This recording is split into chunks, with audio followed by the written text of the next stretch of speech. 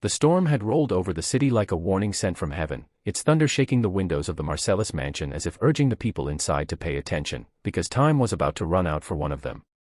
Ethan Marcellus, the quiet, kind-hearted 18-year-old son of billionaire Adrian Marcellus, lay unconscious on the polished marble floor of his bedroom. His breaths were shallow, his skin ghostly pale, and the expensive medical equipment around him screamed error after error. This was not an accident. The poison slipped into Ethan's drink at a charity event had been designed to kill slowly, and with brutal precision, it allowed exactly 1 hour after symptoms started before the heart collapsed entirely. The mansion doctors had no antidote. The city hospital had none either.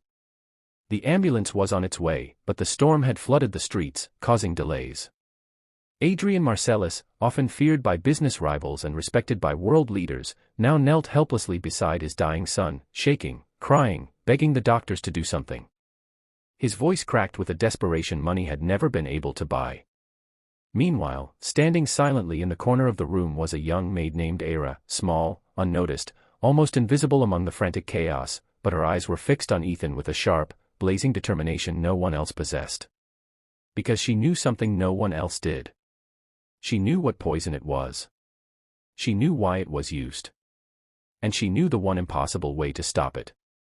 Era had been more than a maid in her old life. Before poverty forced her into the mansion, before tragedy scattered her family, she had trained under her grandmother, a healer from the mountains who learned remedies not from science but from nature and time-tested tradition. When Era first saw Ethan collapse, she recognized the trembling fingers, the grayish veins, the slow heartbeat. It was the rare blackthorn bloom venom, used only by assassins from a criminal syndicate her grandmother once escaped.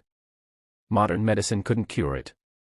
Only one thing could, the heartstone petal, a glowing red leaf from a hidden plant that only bloomed once a year in a forest nearly an hour away.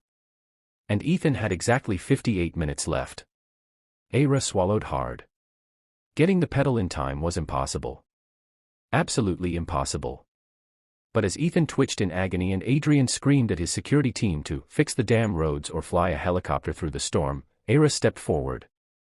Her voice trembled. "Sir. I know what can save him." The room froze.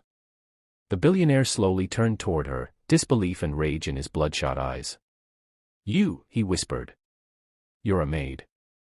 What could you possibly know?" Era didn't flinch.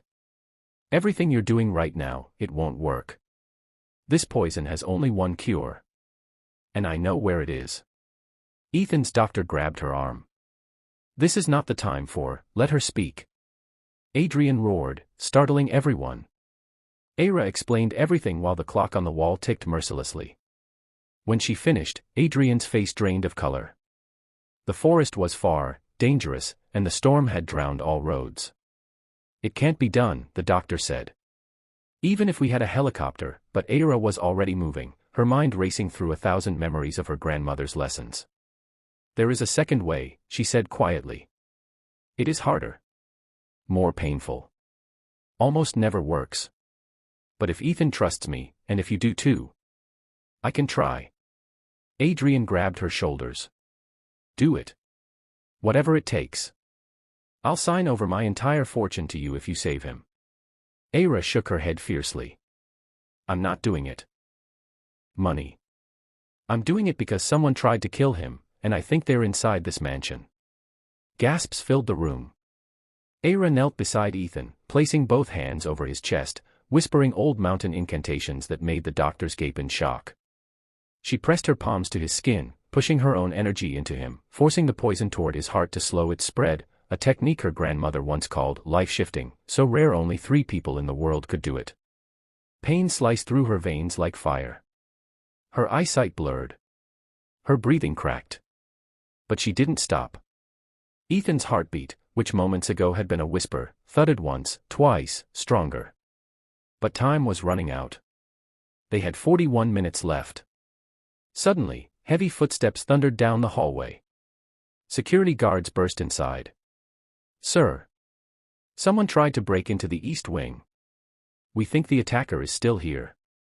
Adrian's face hardened. Era's hands glowed faintly with a red-gold shimmer as she continued pressing against Ethan's chest. "If the attacker is still here," she said through gritted teeth, "then they know I'm trying to save him." And they will come for me next. The lights flickered. The storm roared. And the mansion's front doors slammed shut as if sealing everyone inside with the killer.